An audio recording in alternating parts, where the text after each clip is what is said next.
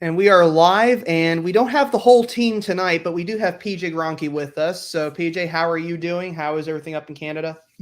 It's nice. Everything's good. I'm doing well. I'm happy to be back. Sorry I missed the last one. I just couldn't make it. I was under the weather, unfortunately. Seems to be Yeah, going it's around. cold compared to Florida, so that's the only part that sucks. Yeah, Florida seemed like it was pretty warm as far as I saw from watching the live races. Looked like it'd been pretty hot down there. Yeah, I'll never complain when it's hot. I got in the rental car one day. It said 100 degrees Fahrenheit, and I loved every second of it. So, did the heat have any effect at all with the cars at the race? No, we were good. No heat-related issues. Only thing that kind of bit us was just tire fall off. That's the only thing. So it was great. I mean, honestly, I was 4 seconds faster than I was last year. We've really been working on the setup, and Rob has been working with me on that. And it's nice to kind of just put in my input a little bit more now. I didn't want to do it last year because first year with the team, I didn't want to overstep my boundaries, but we got a really good thing going right now. I was a second faster than Cristian was in his car last year with the exact same BOP. As I said, 4 seconds faster than I was at Sebring last year. It's just that's all we had, and we didn't have anything more for the other cars, unfortunately. Yeah. Second race was good, as you probably saw. Mm-hmm. I was up in third and battling with the guys, and then it just kind of 9-10 laps in, our fall off was much greater than theirs. Now, what define fall off? What does that exactly mean? I'm kind of curious. We just can't maintain the same lap times that they would, the other teams. So I started off, I think it was race 2, and we were doing 29s for like the first 6 laps, and then dropped down to like 130s, and they could maintain that pace for longer into the race, if not throughout the race. So now, is it a drive? Is it the way the drive? Is it because of the drive of the car, or the way the car's set up, or? That's a Rob question. I really don't know. I'm thinking more along the lines of front wheel drive, rear wheel drive. Well, but the Hondas are front wheel drive as well, and Spencer had no fall off. So, and Lambros had no fall off. So it's just whatever it is. That's just what we had to work with, and we made the best of it. And I'm happy that I had such great improvement compared to last year. Am I happy with 4th places? I'll take it. Did I want that first Sebring podium? Yeah, really badly. But whatever. I mean, there's always next year, and we'll see what we can do. Hey, you went in there with the mind that you were going to get on the podium. On the podium. So you got as close as you could get. And at the end of the day, you still ended up doing well. You just didn't get where you had wanted to go. Yeah, well, I want to be on the podium every single time I'm out there. I don't go off just to play and finish 5th or 6th or 10th or whatever. So you want to be on the podium just like every other driver out there. And exactly. I watched that. Was it race 2, that battle for first for TCA? I didn't see it. I was long gone by then. So.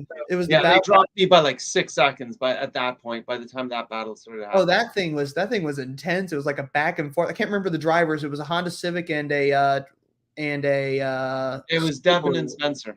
Yeah. That was like back and forth. They're like taking out body panels. It was like yeah. And I wish I could have been in that mix, just like Road America, until we had that brake issue. So no, if you had been in that mix, we would have been having to rebuild the hood or something. No. I don't got gray hair for no reason. I got better racecraft than those young kids. That's not an issue. No, you probably would have been letting them duke it out, and then they take each other out, and then you just go right past them. Yeah, well, I mean, even look back at Road America. Like, we battled back and forth the entire time. Never touched a panel. That's the difference. But it was pretty exciting to see. I do have highlights from the race. So obviously Clay got second place for both races. That's the end podium right there. That was hysterical. Ethan sent that to me. Who ran away? Like, what the? That was Ethan. He ran because they were all getting doused with champagne. Got it. So yeah, I mean, honestly, Zach, overall for the team, I'm so happy for Clay. He is doing everything he needs to do to bring home this championship, and I've got his back 100%. And he's going to do it. And I'll do whatever I can to help him mentally to get through it, because it's not an easy thing. I've done it. It's he's doing it, and he's going to do it. And that means the world to me for the team, because this team is my family, and I only want the best for them, and we will succeed no matter what. Whatever class it is, whether it's me, Clay, or Christian, or any new driver we have coming on board next year, we will always do everything we can. Now, this scene that popped up here, this caught me. I was like, oh my God, what happened? Because see his car off the track, and then you just see smoke billowing out of the car, and you're like, uh-oh. Yeah, that was a mechanical part failure, not engine related, but I mean, the team had it fixed, so they got it ready for the next day, and Christian went on to run in second, and we made the team for the end of the race to get Clay to where he needs to be in the championship, and that's how we do things at MINI and MINI JCW team, and for MINI USA. I mean, I heard that what happens, apparently something happened with the turbo. That it just turbo. So apparently when they go dramatically. I've not seen anything like that before. I've had engine failures that look like that, but if you think about it, the turbo is what spits everything out into the exhaust. So if that fails, everything directly out. And on the F56 cars, the turbo's mounted near the firewall, so where if smoke's building somewhere, it's going to go out the back. So, I mean, seeing that happen, you're like, uh-oh, but at least they had the parts to fix it. They heard they got it, like it was down to the wire, and they got it fixed right before race 2. Yeah. Honestly, no matter what it is, these guys are so awesome. As long as they can get it rolling, they will fix the car. Perfect example was me at NOLA last year. I thought I was done, and they had the car ready, and I finished 5th in the second race after pretty much destroying the car. So this team, I've seen two things. I've seen several firsthand getting the car fixed and ready for another. For another race in time. It was the engine they pulled out and put a new one in at Indy last year. Yeah. There was that. There was pulling the frame back out on Elaine's car. Yes, at Sonoma, and I think race 2, your car got the front end crunched up at NOLA. Yeah, that sucked. That was a self-induced mess thanks to tire issues. Yeah, but it was ready to go. It was ready to go for Coda. Oh, I know. Yeah, absolutely. And there he is, the hero of the team. What's going on, guys? Hey, Clay. How are you, man? Good. How are you? Good. Cold. Sucks here compared to Florida. Yeah, I bet. Yeah. It's like perfect weather here in California. It's not hot or cold, so it's kind of nice right now. Yeah. That's good. Enjoy it. I'm jealous. Yeah, it's going to get cold, though, coming soon, but not bad weather, though, like you. But not cold compared to cold here. So. Yeah. It gets cold. It gets in the 30s some mornings. It gets cold. Yeah. But I could say when we were at Sonoma earlier this year, Sonoma surprised me how cold and damp it was the entire time we were there. Yeah. It's like it was just I was not expecting that out of California. So yeah, you'd be surprised how cold it gets.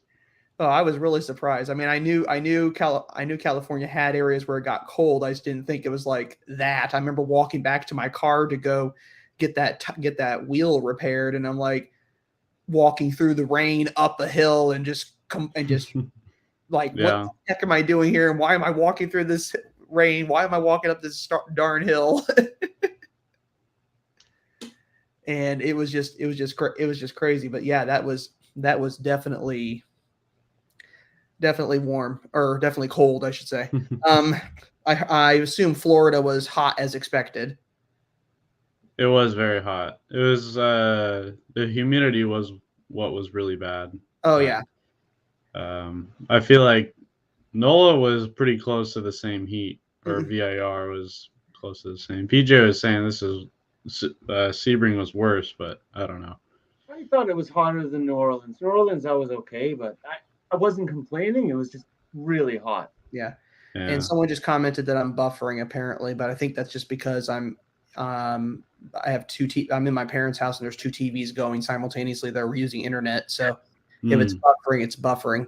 Nothing I can really do about that, unfortunately. Because I could route a cable down to the router, but I don't have a cable long enough to reach from the second floor to the first floor. So gonna have to just do with or work with what we have. But good.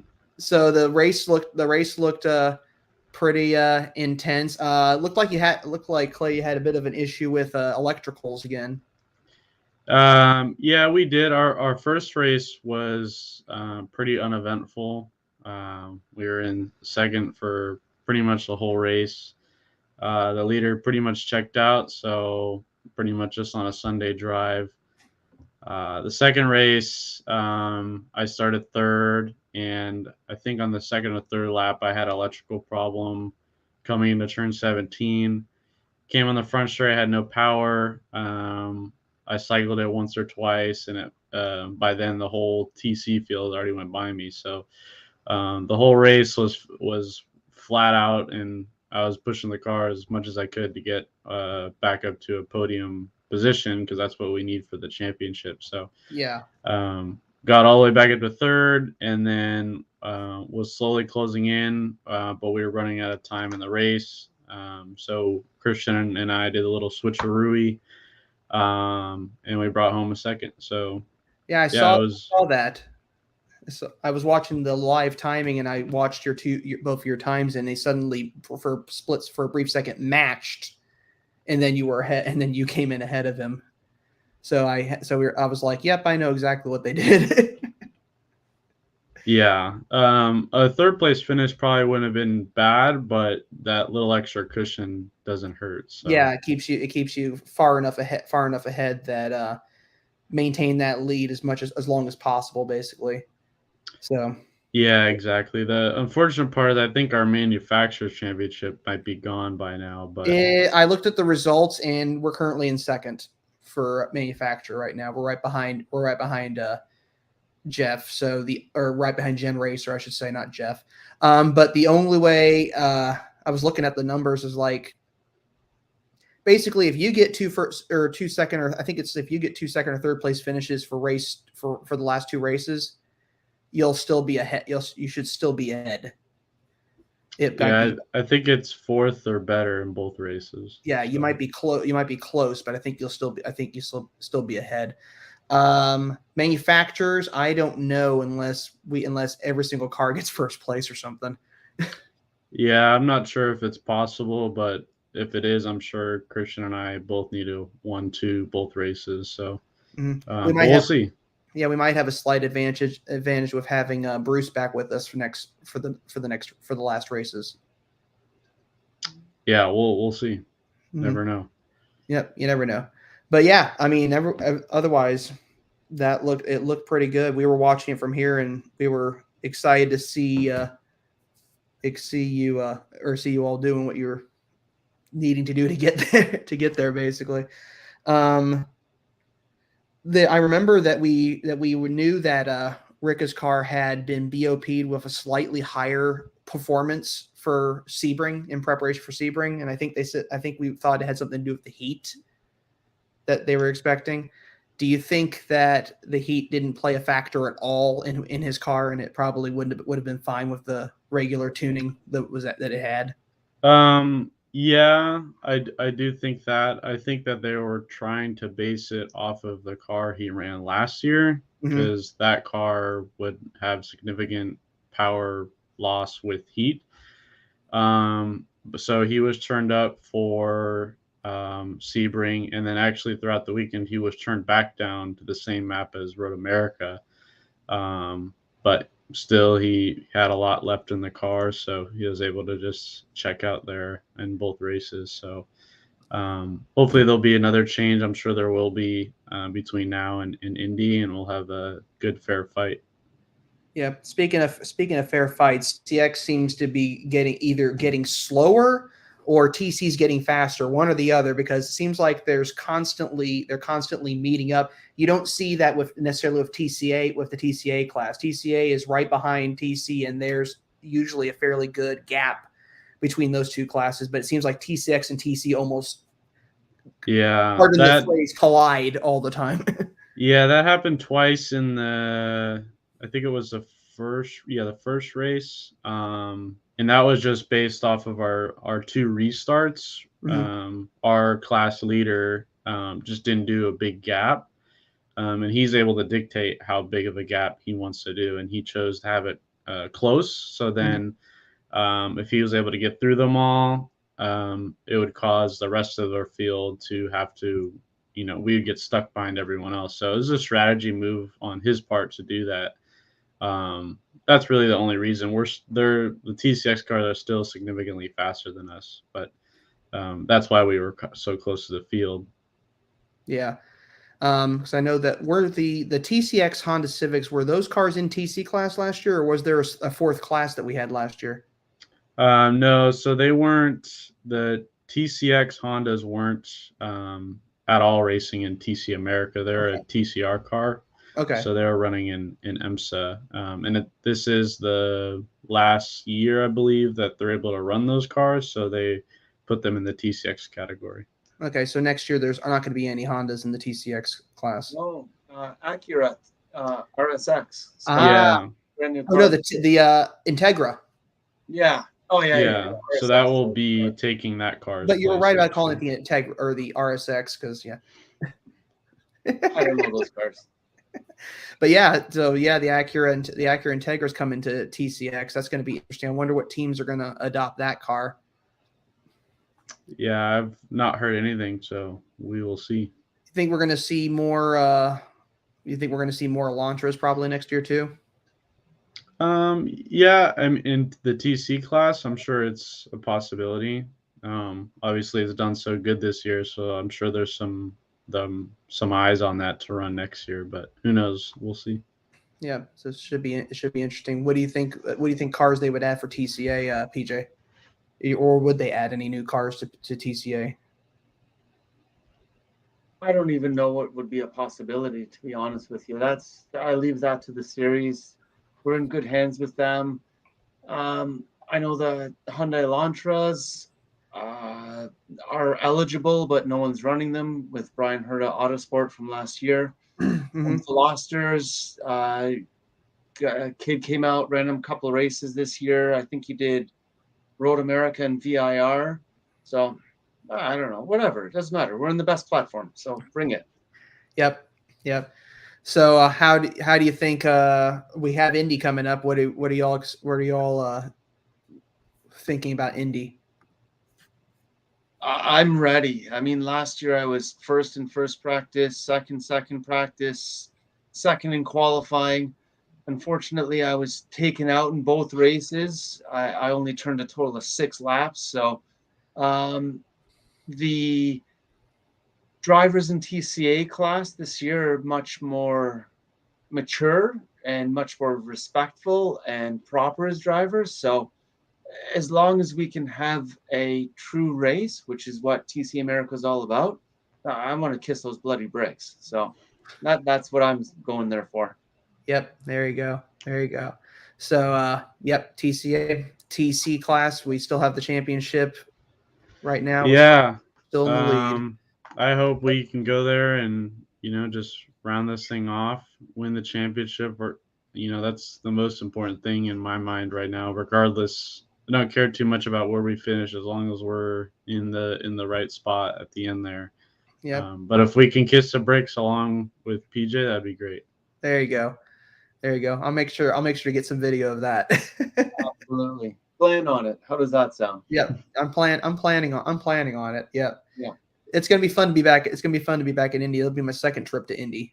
Mm-hmm. So I'm hoping to keep that as a thing. I'm planning for next year. I'm planning to still do some races next year. I don't think I can do every single one, but I'm gonna try to get to as many of them as I can and do camera stuff with the crew as much as possible. Yeah. It's just the expense. California made me realize just how expensive it could get. A lot of commitment and a lot of time and a lot of people. A lot of time. Exactly. A huge budget as well. Mm-hmm. So lots to do. I did get a message from Lewis. He wants to do he's thinking we should also do a live stream in person on Saturday afternoon at Indy. Yeah, because we're done early. We race in the morning and then that's it until Sunday. Yep. Yeah. Very elongated schedule. Yeah. Well, I know last year we did a race on Friday, no races on Saturday, and then it was race on Sunday. I do like the schedule much more this year in terms of being at the track every day and at least having something to do. Mm-hmm. Friday is going to be kind of weird because we have nothing to do until like 5 or whatever at night. So it is what it is. I know we have qualifying on Friday night, which is unusual to me because it's like end of the day and we're not on track until then. So it's just weird. It's weird to me because we were doing qualifying before race 1. It seemed like every race, and then we get Indy, and suddenly it's just.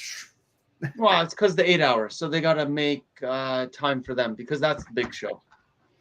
Now I'm going to try this. When does the 8 hours run? Saturday after our race. Saturday after your race. Yeah.